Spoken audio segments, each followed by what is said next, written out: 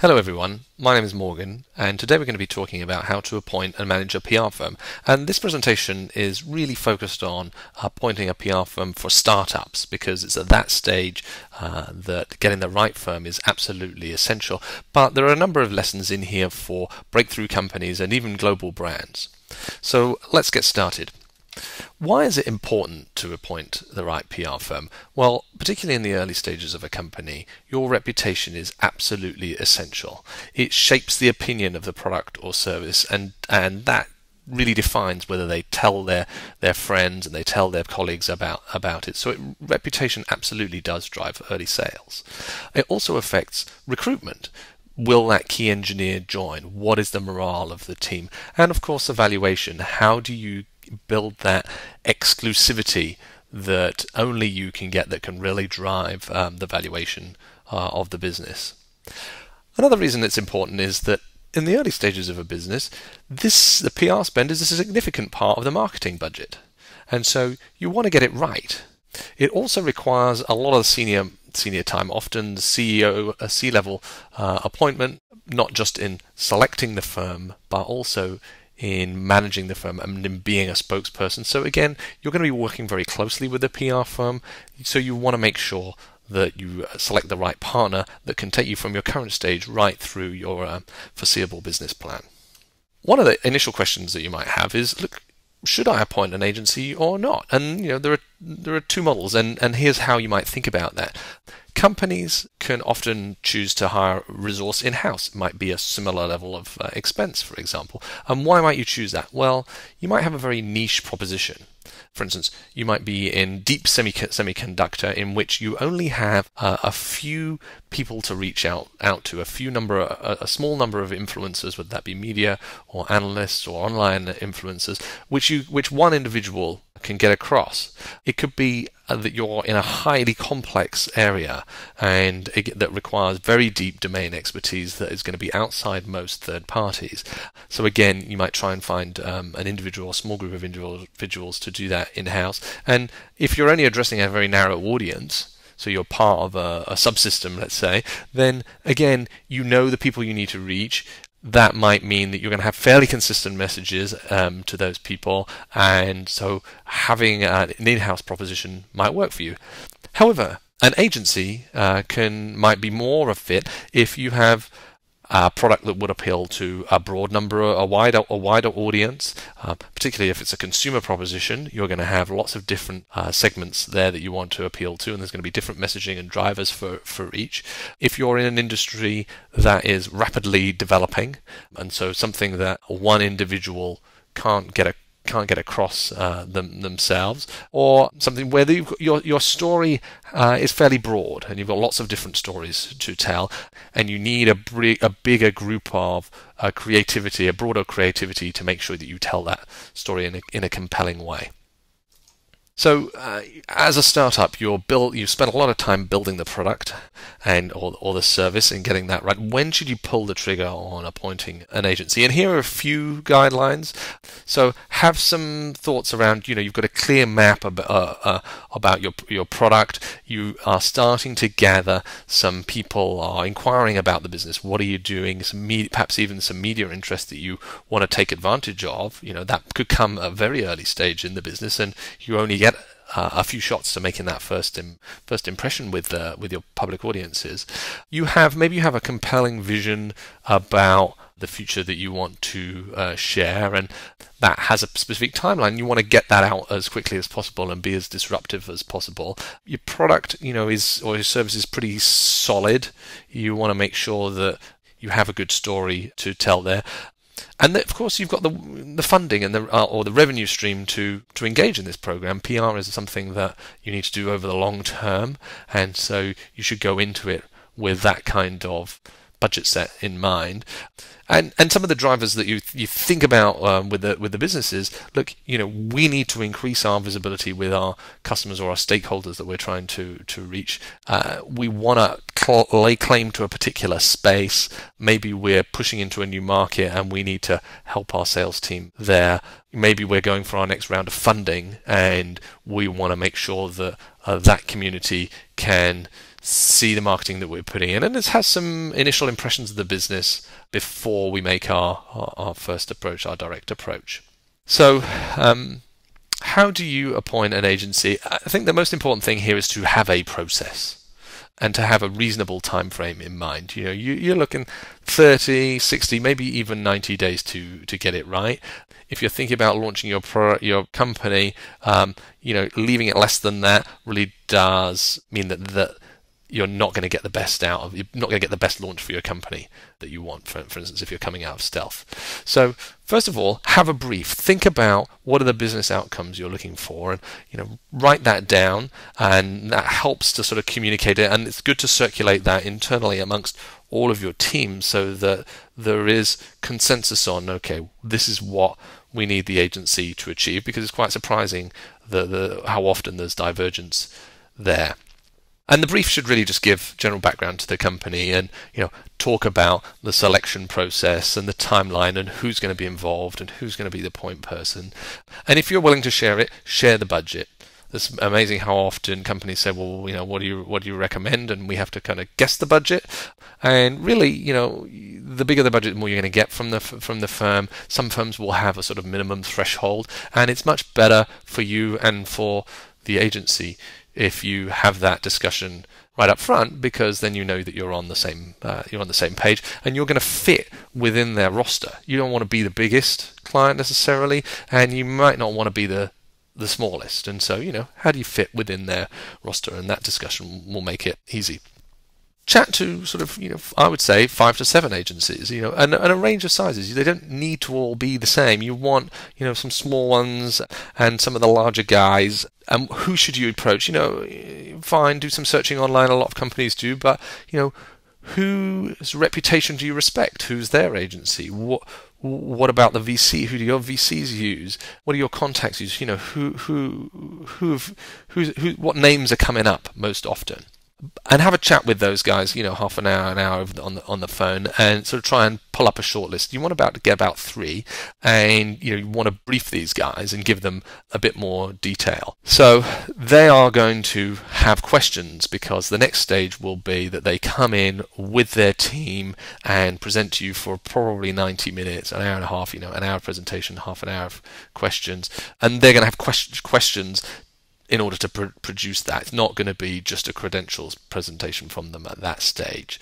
And in that sort of pitch that the agencies do, make sure that all the stakeholders are involved, including the CEO, if the CEO wants to have input to it, because it's very important from an agency perspective to have consensus over the decision. So we're much right, and we don't want to have to keep doing this over and over again, because it's inefficient. So if we can get everybody together, then that means you can move forward on a timely basis. You're going to make a decision, which agency. You're probably going to want to check with some of their current clients, just some references. Those will probably all be fine. But allow some time for that process, and allow some time for terms and conditions in the contract to be resolved, because there's some detail around IP ownership and liabilities, etc. in there that need to be tackled up front. So just allow, a week for that as well. But the whole thing, can be done sort of, 30, 60 days, and then you're into the kickoff. So what are you looking for in an agency? Well, this list is going to vary depending on your specific needs, but here are a few suggestions. I would certainly suggest making sure that you have a firm that brings a lot of domain expertise. You want them to know about your industry. You want them to have the right context. You want them to have the context. You don't want to necessarily be bringing them up to speed on your industry. Although I would say sometimes that's an advantage, because somebody who comes in with a fresh pair of eyes, who's maybe done something in a different industry but a similar kind of challenge, can really get disproportionate results, because everybody else is sort of ingrained in their normal way of working. But you want someone with a relevant track record, and use the team who have that track record. Of course, you're looking for creativity, and they've got to have great ideas. They've got to show that they can implement those ideas. When you're hiring a firm, you're looking really at hiring a team of people, and it's very much like an interview, as if you were hiring them to join the company, because it's a very tight relationship. So you've got to get on with these people. You're going to be talking to them every day. So make sure that you're wanting to spend time with them. It's the old, would I like to get trapped in an elevator with this person test. The services are, of course, important. Think about how your business is going to grow and the kinds of things you're going to need in the future. Can this firm sort of see me through that path? Because you don't really want to take on someone who you know you're going to grow out of in a year, because it does take some time to kind of get them up to speed and to select them, and that's just disruptive. We've talked about price a little bit, and under this I've got some ability to scale. It's kind of the same kind of thing, but if you know that you're going to need something like an international campaign next year, then choose an agency that has a presence internationally, not just a domestic firm, for instance, because then you don't have to change your agency or you don't have to use their partners or anything. And I'd just sort of say professionalism as well. This is a company that's going to be representing your brand externally. You want them to be slick. Questions that you should ask. Try and have the same questions for all the different agencies so you can kind of compare apples with apples. But you're really thinking about the team. Who is going to be the person that you go to, who's the sort of day-to-day person, the primary contact, and is this the team? You understand that often there'll be other members of the team that they bring in, SEO experts, graphics designers, for instance, but lots of companies are wary of the bait and switch, and there are rumors that firms do that, so just look them straight in the eye and make sure that these are the people that are going to work on your campaign. You want to make sure that this team has done this before, and you want to see, the way agencies work is that the teams will work on multiple accounts, and that is fine and normal because you're sort of getting experience and from different programs, and they're going to bring that to bear on your campaign. But again, you don't want to make sure that they have a certain span of control, and what percentage of their time are you going to get? Of course, you want to work out the commercials. So, do they work on a retained basis? Is the fee going to be the same? Because you've got your budget to maintain, so you want to make sure that the fees are not going to be varying month to month, and you're going to want to make sure that that there are no hidden costs like markups on fees and that kind of stuff. And then, of course, you want to think about the measurement. So we talked about we want to know our business outcomes. How do we plot their activities against the outcomes that we are looking for? So here are a few mistakes that we've seen that companies make, and I've sort of grouped them into these buckets. But having no process is absolutely probably the number one. We're just going to talk to a few people and then see how it goes. Often doesn't yield the best outcome. Often there are changes to timeframes, aggressive timeframes where companies want the agencies to sort of jump through a hoop, almost always slip.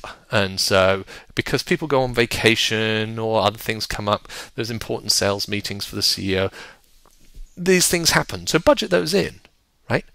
Maybe sometimes the process gets disrupted as well. Other companies come onto the short list, or it turns out certain members have a favourite agency that they always favoured, and they suddenly are in the frame, and that can disrupt it. And if that was always the case, then there's no point in having the process. I've talked about too aggressive a timeline. It really does look a bit disorganized, and I'd say that yes, you want to know the agency can think on its feet and turn things around quickly, because that's what PR is all about. And we're going to be willing to do that, of course, but I would suggest that you're not always going to get the best thinking from the team if you're briefing them one week and you're expecting them to present the next. It's just you probably want them to do their research and think about it and come back to you with their best shot. And so allowing a little bit more time there would be good.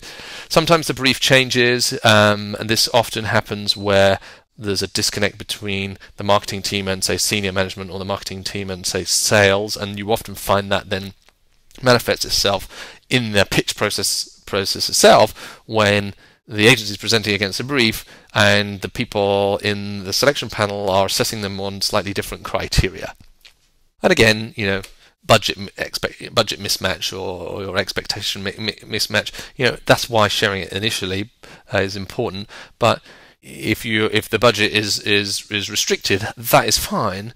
But we've got to make sure that the program is focused, because otherwise you're not going to get the results that you need.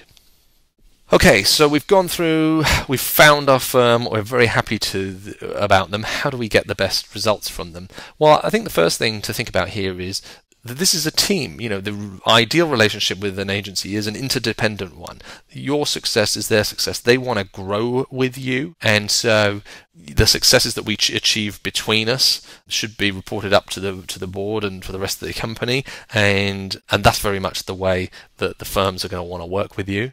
I get a note here about sort of don't be a jerk. Think about, you want to be popular. You want to be a popular client because the team is then going to sort of throw extra effort into it, and they're going to be thinking about it on the weekends and in the evenings, and you're going to get better value from it that way. If you are setting deliverables to be sent by 8 o'clock on Monday morning and it's 6 o'clock on Friday night, you're pretty much guaranteeing that someone's got to work over the weekend there, and that's okay. Sometimes there are times when that needs to happen, but if it routinely happens, it looks disorganized, and it's just not the way that you'd like to be managed, and it's probably not the way that the firm wants to be managed either.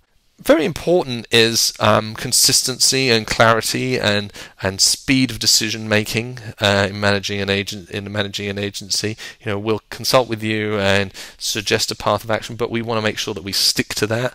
Companies which get the least value out of their relationships are ones where they're changing their messaging, they're changing their focus. We're now going to go vertical, now we're going to go horizontal, a bit in this country, a bit in that country. That doesn't mean you're building up a head of steam on the program, and it means that you're not going to get the best results. So consistency is very important.